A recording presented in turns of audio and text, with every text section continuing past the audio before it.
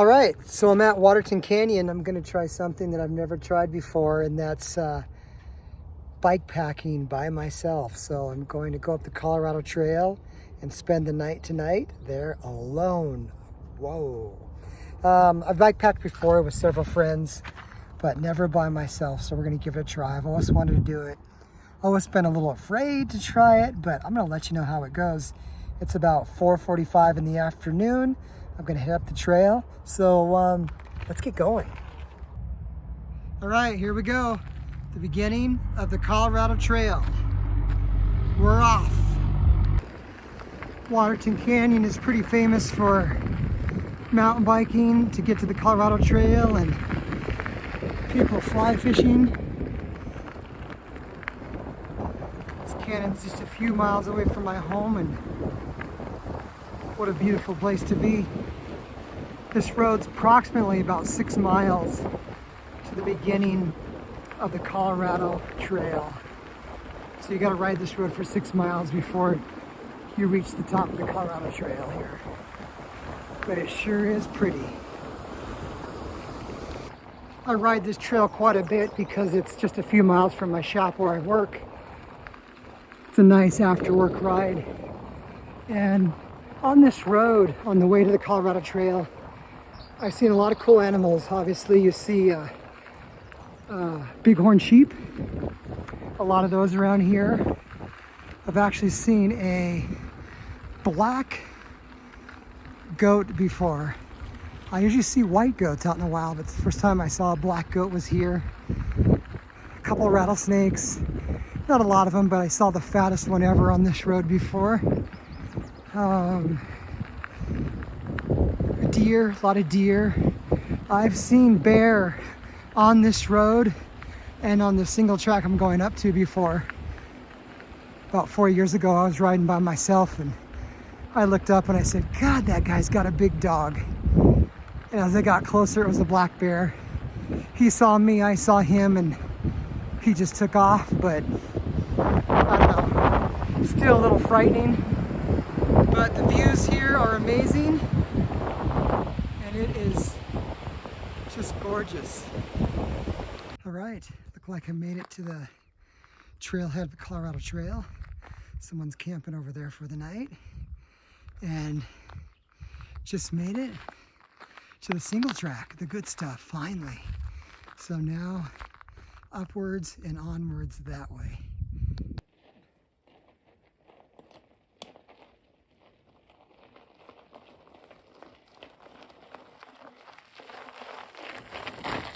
I remember this spot about 3 years ago. A friend of mine, Dan, and I camped right here. I'm gonna keep going past this and moving forward, but that was a nice spot. What a beautiful evening. Definitely hike a bike here. It's hard to tell from the camera, but that's a serious uphill. And it's time to do the famous hike a bike. I think it's gonna go on for a little while. If I remember, there's another section. Nope, this looks okay. This looks rideable. Oh my gosh. I've been hike a biking for about 15 minutes up that, and then it still keeps going on and on. So there's a good hike a bike section here. It's hard to see right now, but I was down there in the valley and it was so shady because there were so many trees. It's kind of creepy. Definitely I want to camp there for the night. So onward and upward. Hopefully after I get this top ridge, I can get on my bike and ride again. The forest changes so quickly. It goes from being in the sun where it's all bright and sunny, and then getting into these valleys even at 6:30 at night. It's just so dark with the sun over on the other side of the mountain. It presents such a different look when you go from the peak to the valleys. It has its own beauty for sure, but it's definitely greener and a lot of moisture down here where it never gets the sun. Here's a lot of big chunk Definitely hike a bike up there, but boy, is it beautiful. Well, that's where I came from. That's where we're gonna go, but for tonight, I think I found this camping spot.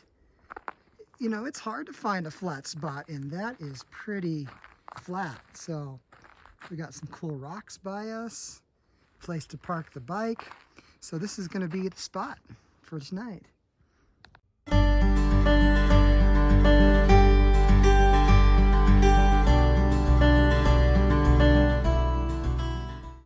All right, so I got my tent set up, and I'm gonna call Uber Eats and see if they can get me a Chipotle burrito out here quick, because I'm hungry. Wow, that was fast. Here's my Chipotle burrito. That's amazing they came way out here. Yeah, just kidding. I bought this from Chipotle before I came on the trail. So I'm gonna go eat my Chipotle about 100 yards away from my camp, because they say that's what you're supposed to do. You're supposed to leave a triangle from where you camped about 100 yards so you don't eat at your camp and don't pee near your camp. And then later on in a little bit, I'm gonna hang my food in the tree. So let's go eat this delicious burrito.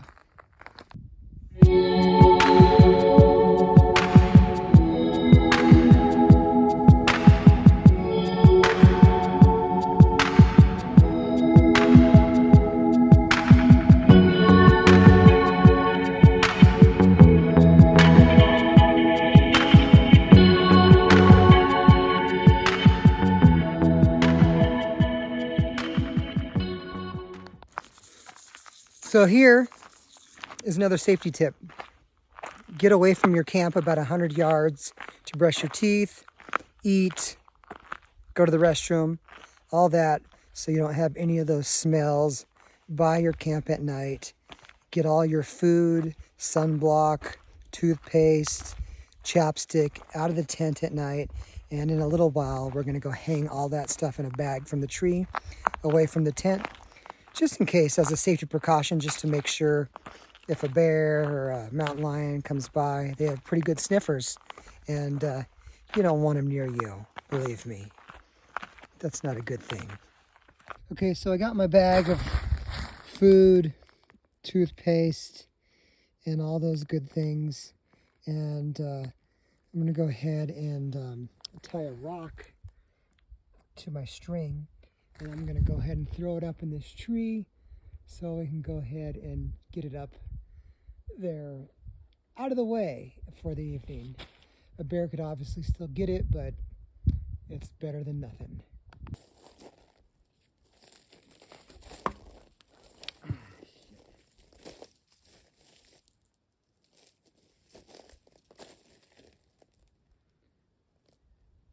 Well, that didn't work good at all. Let's try it again. Good enough. Let's hoist up the bag.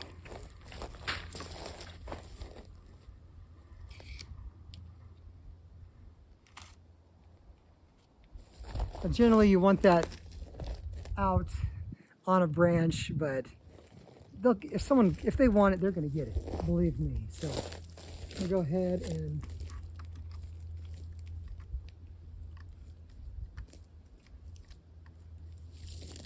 wrap it around the tree limb here. Little light rope up in the tree. Again, should be a lot farther away from the tree. That's pretty easy to get, but that's better than throwing it on the ground. It's better than throwing it on the ground, and it's better than sitting by your tent. So there we go. So it's getting dark, getting ready for the evening.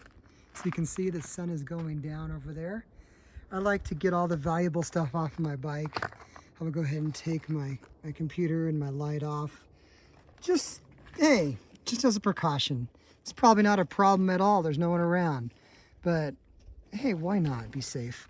I also have this bear spray that I will put in the tent. Actually, this is really cool. It hooks in a water bottle on my bike, and it's easy to carry with you. Actually take it everywhere. Probably don't really need it in Colorado when you're riding around, but we bought this when we went to the Grand Tetons, Yellowstone, and Glacier National. Boy, God, I was afraid to get out of the car and walk around without this stuff there when you're in the woods. A lot different camping when there's grizzlies around, but this is really cool. I'll set this by the tent. I'll take everything off the bike, and then I'm going to lay my bike down behind the tent just so it doesn't blow over during the night, and it's just not sitting there so susceptible to anything. Again, you don't have to do that, just an extra precaution, just to kind of button everything down for the evening. This is a really cool campsite with all these rocks right around me here. This is beautiful. And right down that way is the food hanging in a tree. And right down that way is where we brushed our teeth and ate and did all that good stuff. So the traditional triangle was performed. All right, let's get ready for this evening. I'm looking in the tent here, and I traveled pretty light, and I can't believe I have all this stuff still on my bike. Really pretty light and everything you would really need. Okay, we've got everything done. It's almost 8:30. I'm glad I didn't get here early because now I'm bored. What should we do next until we go to bed? You know what we can do? Since we're out in the woods by ourselves and we're doing some introspection, let's meditate and see how that goes.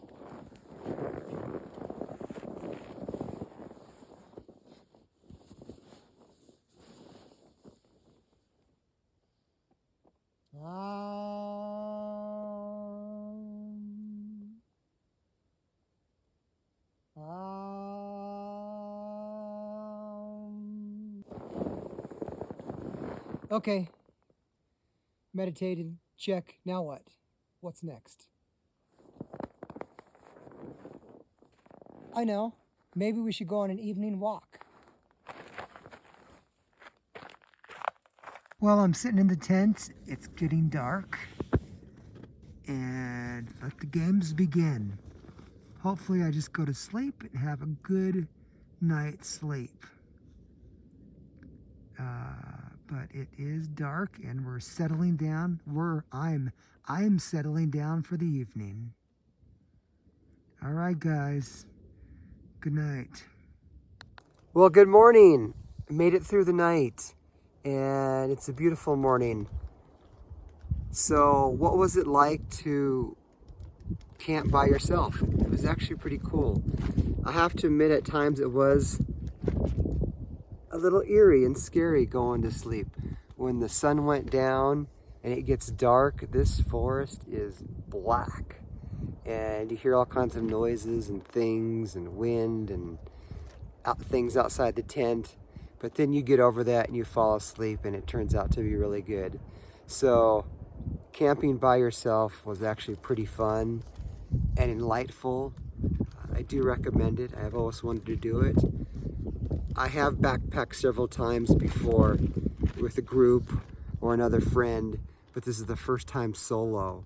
I've always wanted to do it solo.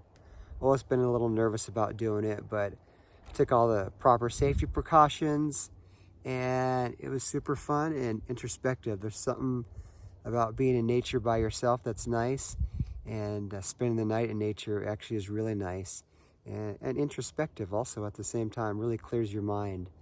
So it turned out really good. I recommend it. I'm gonna get a little bite to eat this morning and pack up this site and get on the bike and head down the trail a little more.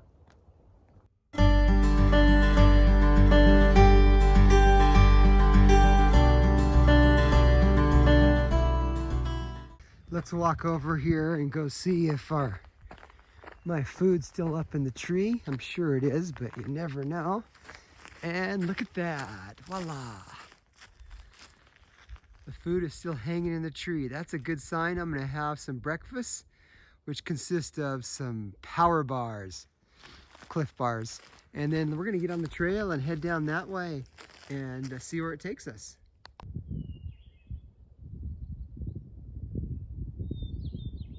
What I learned from this trip is to pack really light. All I took with me was a backpack. I know a lot of people like to leave that weight off their back so it doesn't hurt their butt on the seat. And then I took a seat bag. I usually take a bar bag, but this time the bike felt really light and nimble and I really liked it. So very minimal stuff. One big Camelback, one seat bag, and that fit everything. And it's probably the best functioning the bike has ever been. It was very nimble and easy to ride on the trail. And I liked not having a lot of weight on the bike, but you don't want a lot of weight on your back either. So it's catch-22. So I met this hiker last night, 2 miles down that way. He was camping and he just came by this morning and he said his name is Shipwreck. He said that's his trail name. I didn't know you need a trail name, so I better get one of those. Any ideas?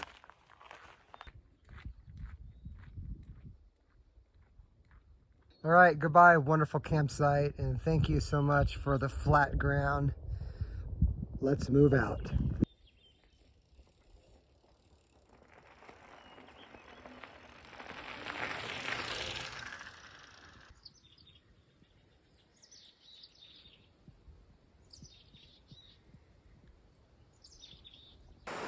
Yes, I made it to the river, finally. By the way, that last segment there, I think it's the last, near the end of segment 1, it's all downhill, so I got a huge climb.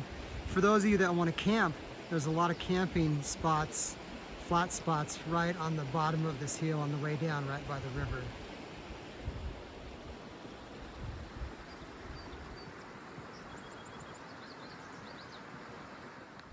This is Doc. I met him in his van. He's actually living down by the river.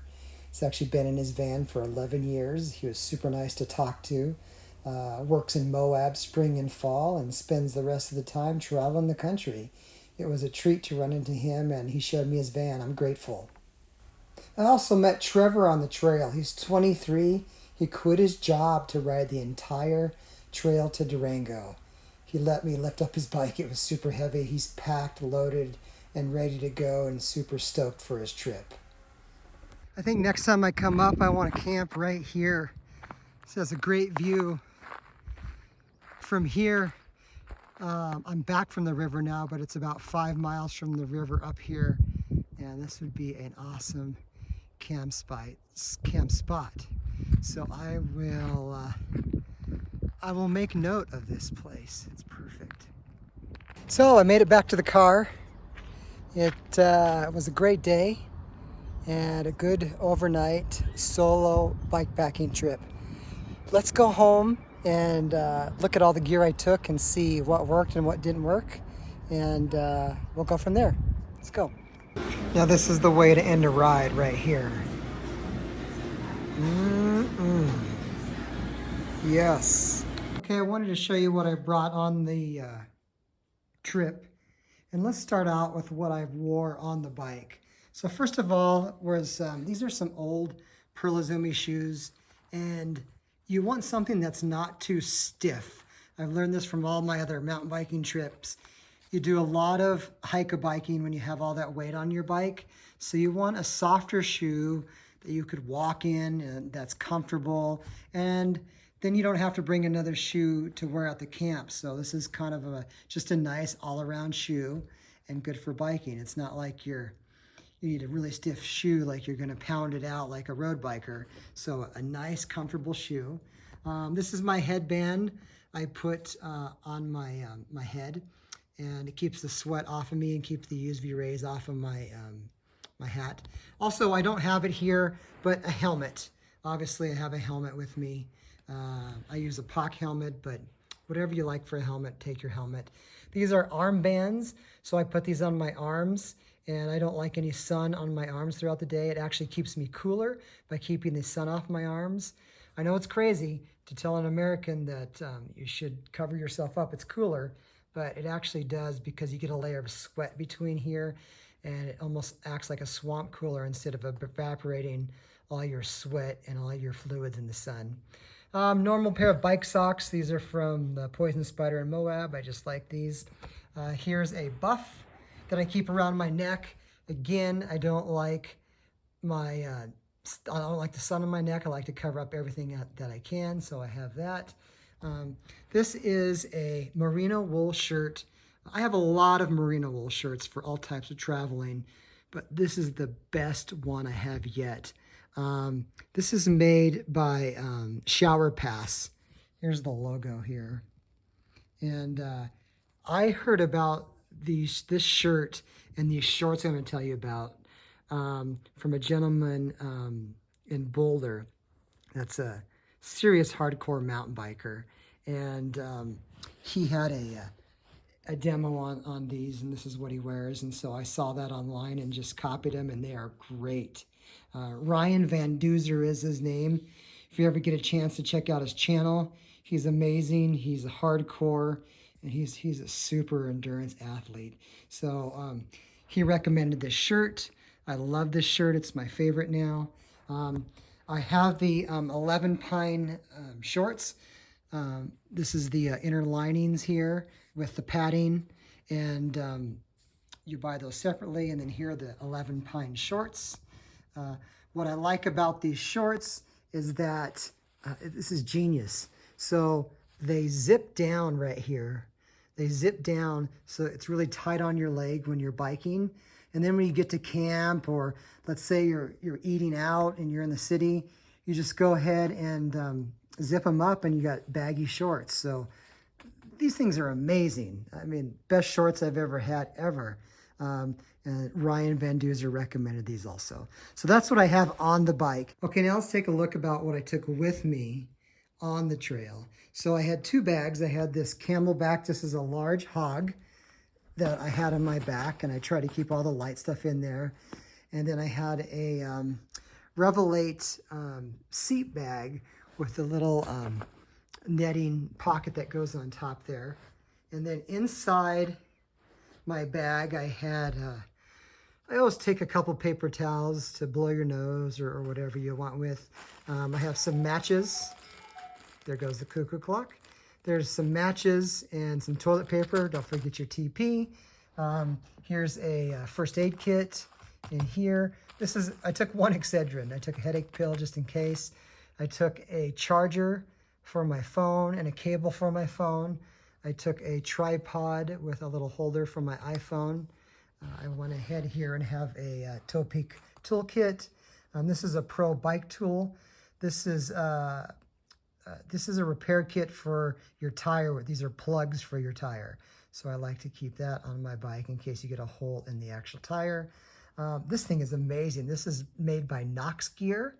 This is a little speaker that has a magnetic clip on here, and you put it on your shirt or wherever you want, and it plays music. You can talk on the phone. I've actually talked to people on the phone while I'm riding my bike, and it does not sound windy. They could hear me. And again, this is Knox Gear. This little thing is amazing.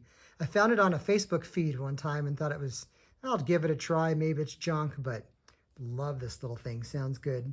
This is a little mini Olight, a little flashlight at night. It's super small. It's super bright, so that's nice to have.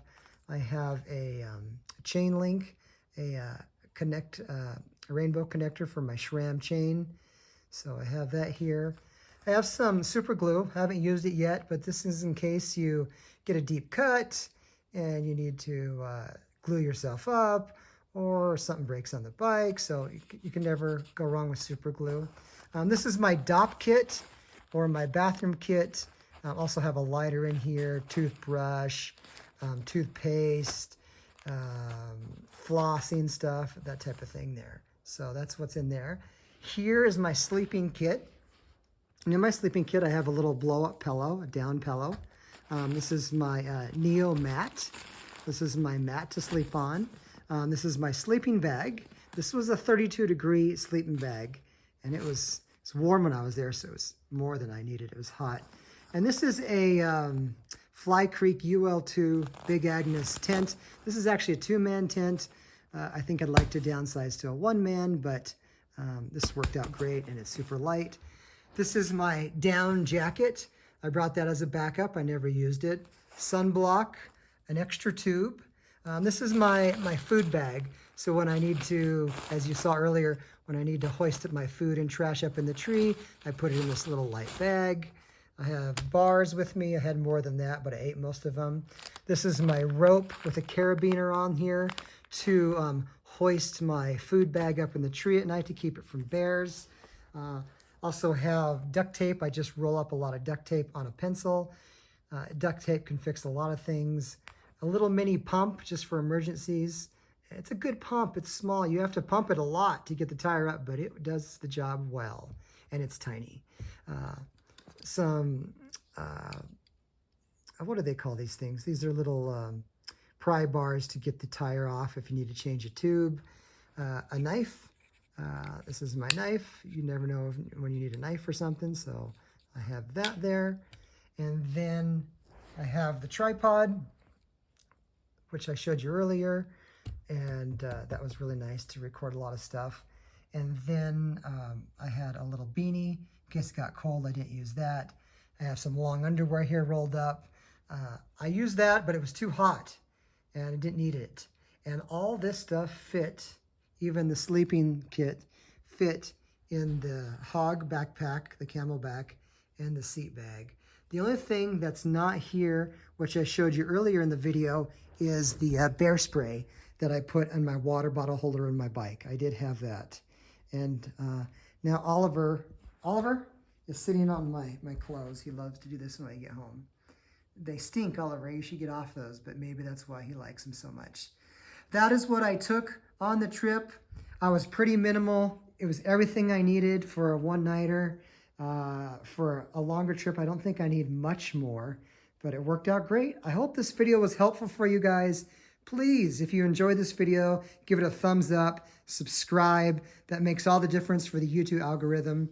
And for doing that, I'll show you one more time a little puppy. There you go. Thanks for the thumbs up. Oliver thanks you tremendously. You guys, thanks for being with me along the way. You take care, and I do recommend you go solo bike packing. It's amazing. A little scary at first, but you will love it. Happy trails.